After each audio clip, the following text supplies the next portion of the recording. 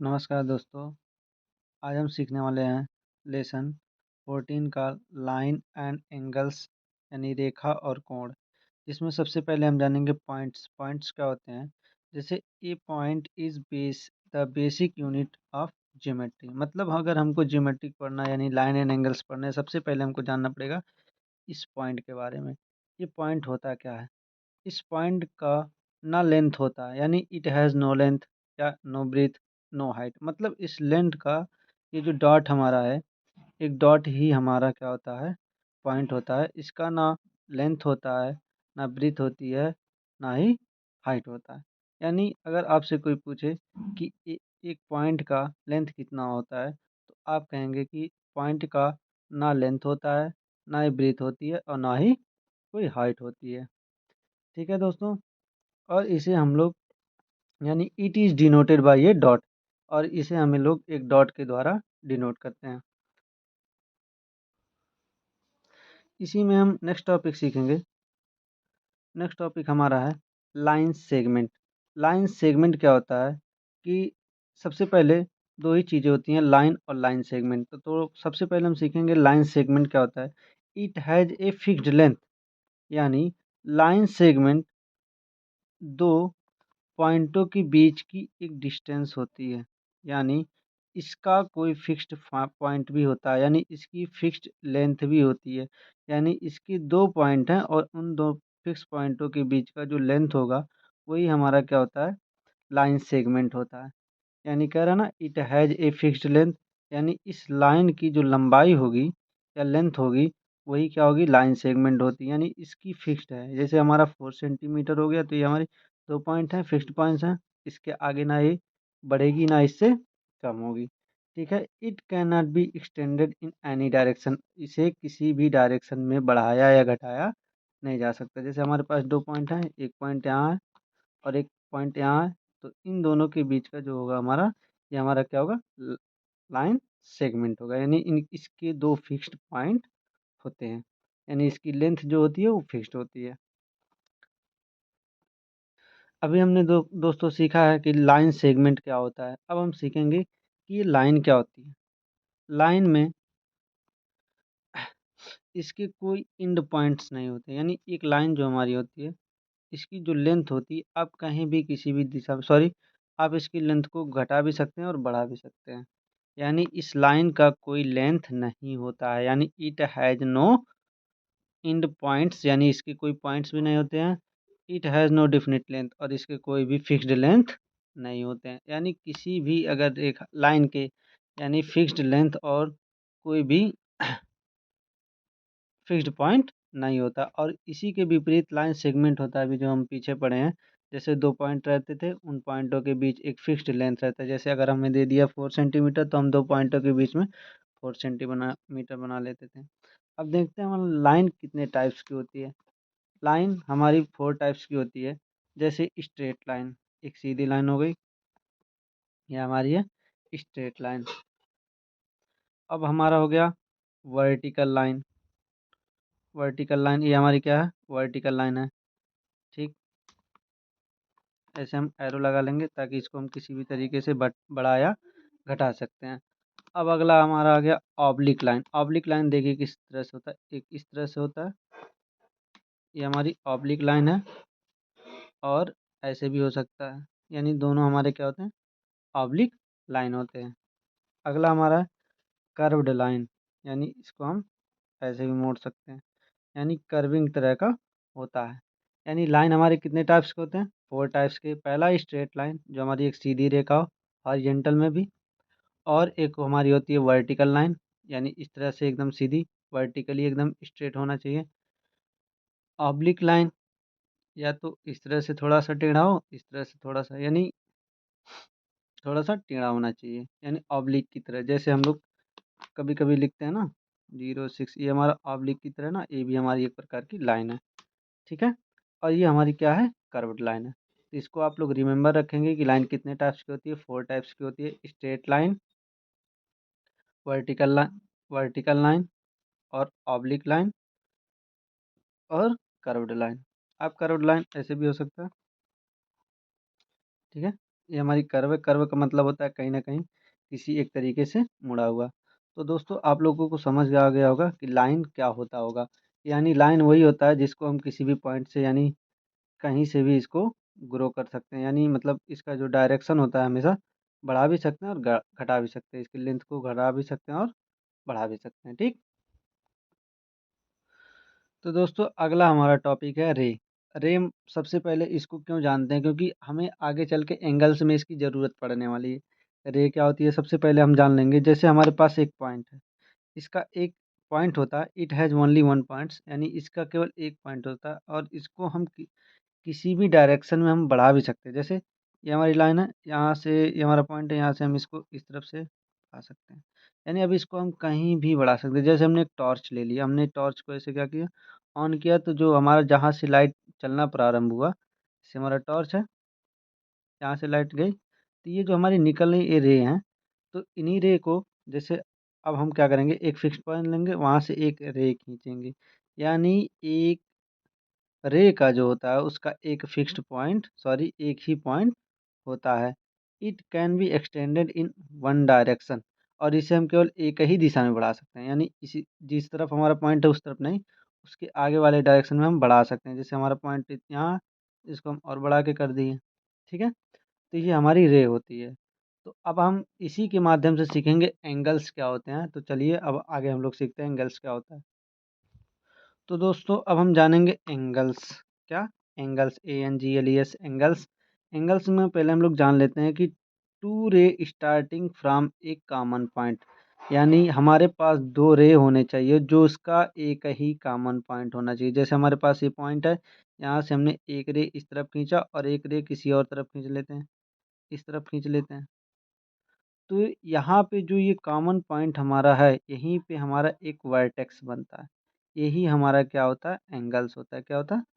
Angle होता है, ठीक है? इन्हें ही हम वर्टेक्स बोलते हैं। जैसे हमारा ये ओ पॉइंट है, यहाँ पे हमने दो रे खींचे, एक इस तरफ और एक इस तरफ, इसके बीच का जो ये हमारा बनेगा, यही हमारा क्या होगा, एंगल्स होगा।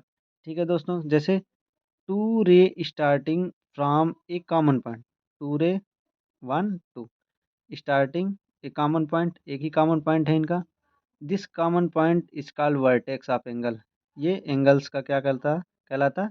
वर्टेक्स कहलाता है। यानी इन्हें ही हम एंगल्स बोलते हैं। तो दोस्तों अब हम जानेंगे एंगल्स कितने टाइप्स के होते हैं। एंगल हमारे कुल मिला के 6 टाइप्स के होते हैं। जैसे acute angles, obtuse angle, right angle, straight angle, reflex angle और कंप्लीट एंगल। ये हमारे एंगल्स के टाइप हैं। अब हम देखेंगे कि एक्यूट एंगल कितने डिग्री का होता है, ऑब्ट्यूस एंगल कितने डिग्री का होता है, राइट एंगल कितने डिग्री का होता है, स्ट्रेट एंगल कितने डिग्री का होता है, और हमारा रिफ्लेक्स एंगल कितने डिग्री का होता है, और कंप्लीट एंगल कितने डिग्री का होता है। तो अब हम धीरे धीरे हर एक एंगल्स को जानेंगे। तो सबसे पहले हम जानेंगे एक्यूट एंगल क्या होता है। Acute angle, ACUTE, acute angle क्या होते हैं, ANGLES एंगल्स क्या होते हैं। जैसे हमारे पास एक एंगल है, ये हमारे एंगल्स हैं। अगर इस एंगल का जो मेजर है, यानी एक्यूट एंगल का जो मेजर होता है, acute angle, measure of, MEASURE, measure of acute angle is, ये जीरो से लेकर, 0 to 90 से कम होता है। यानी 90 नहीं होता, 90 से लेस देन होता है, यानी 90 से कम होता है। इसका जो एंगल होता है 0 से लेकर 90 के बीच में होता है हमारा। यानी यहाँ पे आपको 89 डिग्री तक हो जाएगा तो ये हमारा एक्यूट एंगल कहलाएगा। यानी कोई भी एंगल्स अगर हमारे 0 से लेकर 89 तक जाएंगे तो ये हमारे एक्यूट एंगल कराएंगे। अगर 90 जाएगा तो किसी और एंगल में चला जाएगा। यहाँ जो हमारे होने चाहिए, जैसे हमारे पास एक और एंगल है, अगर हम इसको मान लेते हैं 70, क्या मान लेते हैं, 70 डिग्री। ये जो हमारा एंगल्स होता है, इधर से अगर हम नापेंगे तो 70 डिग्री होता है। तो ये हमारा क्या होगा, ये जो हमारा एंगल्स होगा ये एक्यूट एंगल कहलाएगा। इस टाइप्स के जो एंगल बनेंगे यानी अगर हमें एंगल्स देखना है कि एक्यूट एंगल कौन-कौन से एंगल होंगे, तो हम क्या करेंगे 0 से लेकर 90 से पहले 90 अगर जाएगा तो नहीं माना जाएगा। 90 से पहले मतलब 89 तक हमारे सभी एंगल्स क्या होते हैं? एक्यूट एंगल्स होते हैं। ठीक है? अगर 90 जाएगा तो किसी और एंगल में जाएगा जिसको अभी हम आगे देखने वाले हैं। ठीक है? तो एक्यूट एंगल समझ में आया? यानी अगर आपसे कोई पूछ रहा है कि एक्यूट एंगल क्या होता है? तो आप बताएँगे कि यदि किसी एंगल का जो मेजर है या कितने डिग्री तक जा सकता है, जैसे 70 डिग्री, यहाँ था क्या 70 डिग्री, ठीक? 80 डिग्री, ये हमारे एंगल्स के क्या होते हैं? डिग्रियाँ होती हैं। तो अगर आपसे कोई पूछ रहा है कि एक्यूट एंगल क्या होता है? तो आप बताएँगे कि एक्यूट एंगल जिस एंगल के यानी which angles measure are less than 90 degree is called acute angles. यानी which angles has measure less than 90 degree is called acute angles. यानी जिस एंगल का मेजर 90 डिग्री से कम हो, वो हमारा क्या कहलाता है? एक्यूट एंगल कहलाते हैं। यानी जो हमारे एंगल इस प्रकार के बनेंगे, वो हमारे क्या कहलाएँगे? Acute angle. जैसे हमारे पास ये 20 डिग्री का ही बन गया, तो ये भी हमारा क्या कहलाएगा? एक्यूट एंगल कहलाएगा। ठीक? अब हम सीखेंगे नेक्स्ट एंगल क्या होता है। तो नेक्स्ट एंगल हम सीखेंगे राइट एंगल। क्या सीखेंगे? Right angle. Right angle, ANGLE angles. ये राइट एंगल्स क्या होते हैं? RIGST right angles. इसके मेजर कितने होते हैं? इसका केवल एक ही मेजर होता है। जैसे आप जानेंगे कि जिस एंगल के ये हमारा कोई एंगल है, ठीक?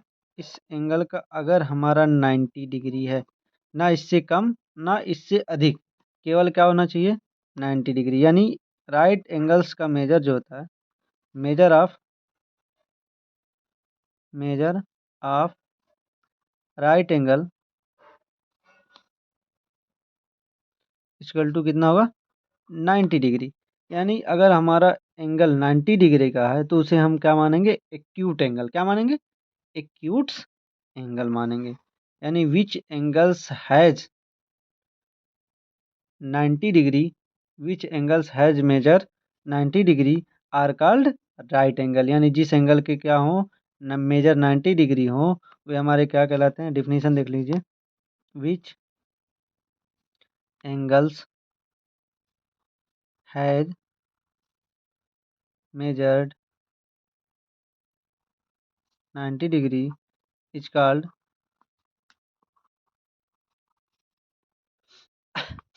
Right angle.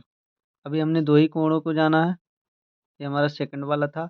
अब हम नेक्स्ट वाले कोण को जानेंगे कि क्या होता है, वो उसका मेजर कितना होता है। तो जानते हैं हम लोग अगला नेक्स्ट वाला। अगला हमारा एंगल्स है। अभी हमने बताया कि अगला एंगल हम जानेंगे, तो अगला एंगल्स हमारा है ऑब्ट्यूस एंगल। तो ऑब्ट्यूस एंगल का मेजर कितना होता है? अभी हम लोग क्या देख रहे हैं? मेजर कितना होता है? मेजर। तो आगे चल के हम बताएंगे कि मेजर कैसे नापा जाता है, जो हमारे चाँद होते हैं उसके द्वारा कैसे नापा जाएगा, तो वो मैं अगले नेक्स्ट वीडियो में बता दूँगा। तो अभी हम देखते हैं ऑब्ट्यूस एंगल कितना होता है। जैसे अभी हमने क्या पढ़ा? एक्यूट एंगल जो 90 से कम हो, यानी जो 90 से कम हो एक्यूट एंगल हो, और जो 90 हो उसे राइट एंगल। अभी जो हमारा एक्यूट एंगल होगा, ये हमारे एंगल्स हैं, वो 90 डिग्री से अधिक, जो कितने से?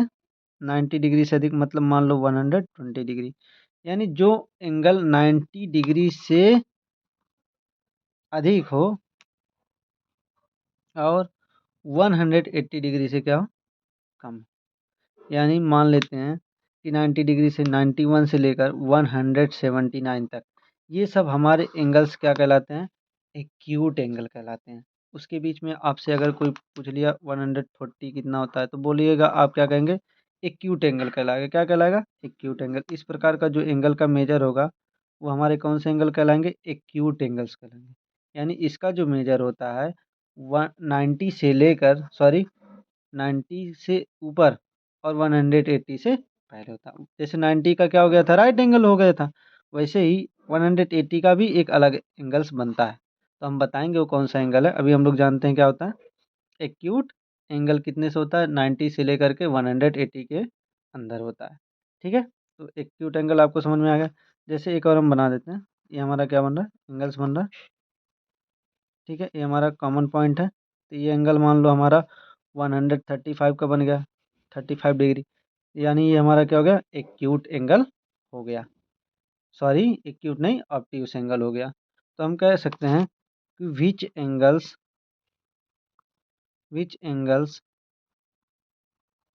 Major has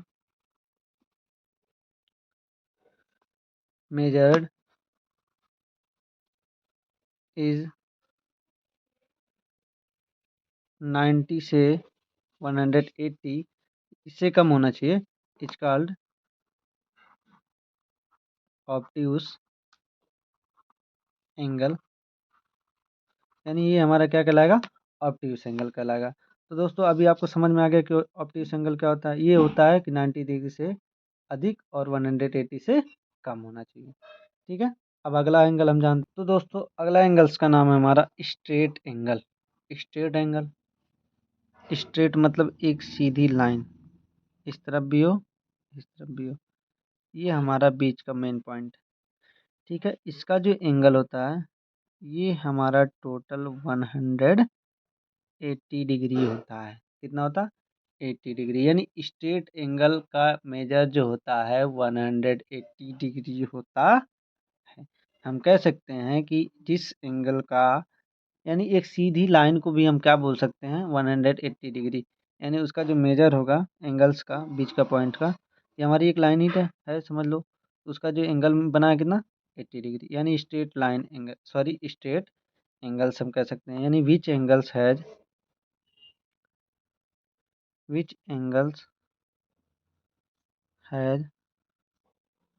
180 degree measure is called